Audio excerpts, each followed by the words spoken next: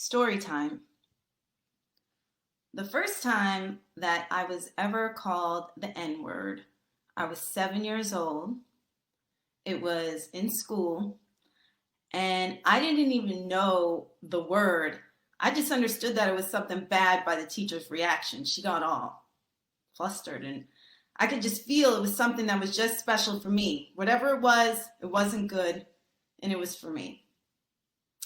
Now, they say that if you're going to blame the bad things that have happened to you in your life for all the negativity and horrible things that happen to you, you also have to be grateful for the good results that those negative things brought you to. And that's what this story is about, the good stuff that happened.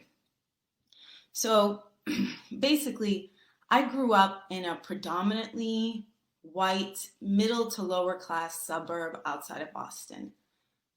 In my school, maybe there were a couple of Black kids, two, three. And then when we talk about diversity in general, and maybe there were like 10 of us out of, I don't know, 200 kids or so.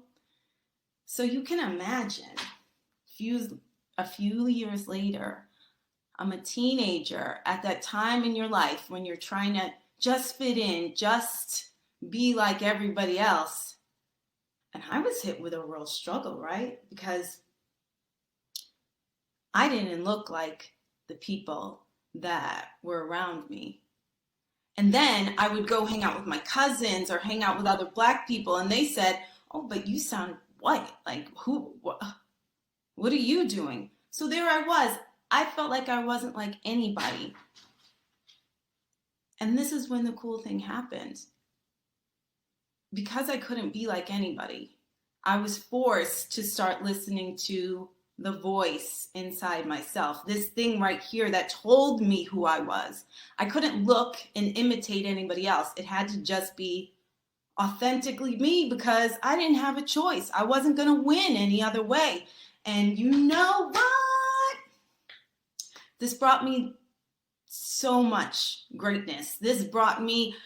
I have lived all over the world. I lived in Japan, I lived in Italy, I lived in Austria. In fact, right now I am in Budapest, Hungary. It is 10:27 in the morning, and I am talking to you, working on my business, because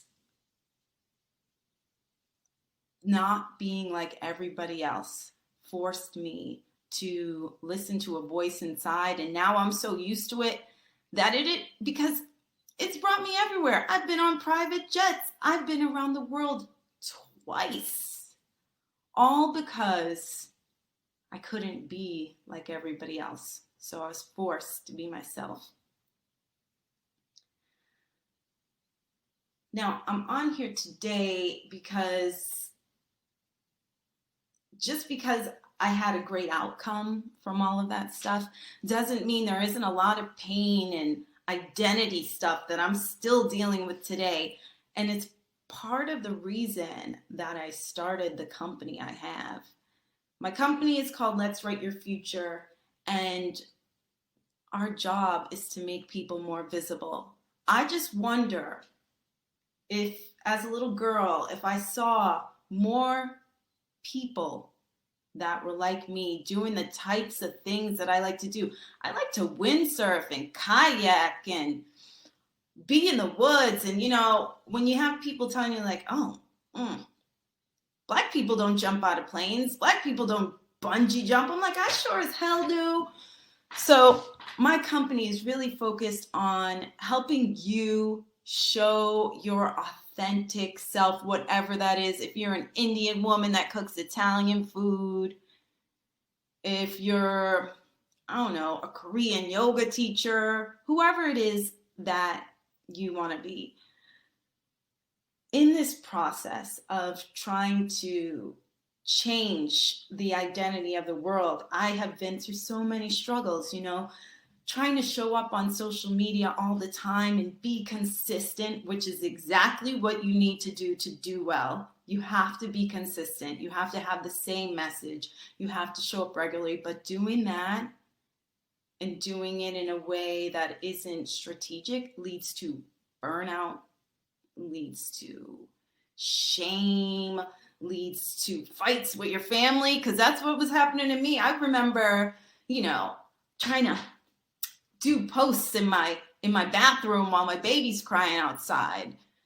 And at a certain point, I just got so exhausted, so burnt out. And I was like, God, like, this mission that I have is so important to me. I really want people to be able to feel like they can be themselves and show themselves for exactly who they are, but I can't keep up.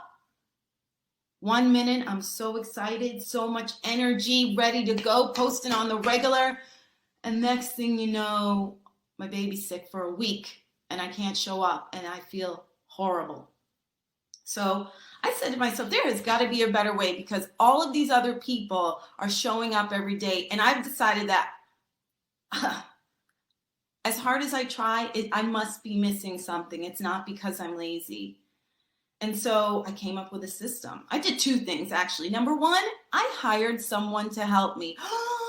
Oh my God, I know, it's crazy. So many of us businesses think that we haven't earned the right to hire somebody because we haven't made the money yet. Even if you have the money sitting in your bank, you're like, I gotta wait until this business becomes a 6-figure before I have someone come in and help me. I decided, no, I'm not doing that anymore. So I hired Rebecca. She's there. She keeps my machine going when my energy is down. And all of a sudden, I'm getting more clients. Number 2, the other thing I did was I came up with a system of creating videos that could work, show my face for me when I'm tired, when I'm exhausted, when I can't think about social media anymore. My audience, all these people get to see my face as if I'm fresh to death, when I'm really sitting on my couch in a bathrobe on my 4th episode of Braverton on Netflix. So I guess that's it. That's why I started my company. I started my company because when I was a little girl, somebody called me the N-word, and it was the first time I realized I was so other. And then being so other became something that I learned to embrace. And then once I embraced it, I was able to do so many beautiful, amazing things. And my company is about helping other people do the same. I had my story. I run around the world. I found love. And I think it's time for me to give back, so all the little girls that look like me or look like you, and little boys too, whoever it is, all those people who feel like they don't fit the mold get to see somebody who looks like them. And maybe that somebody is you. I hope you're following your voice. Come talk to me. Tell me your stories. I would love to hear it. And have a beautiful day, everybody. Thanks for listening. Bye.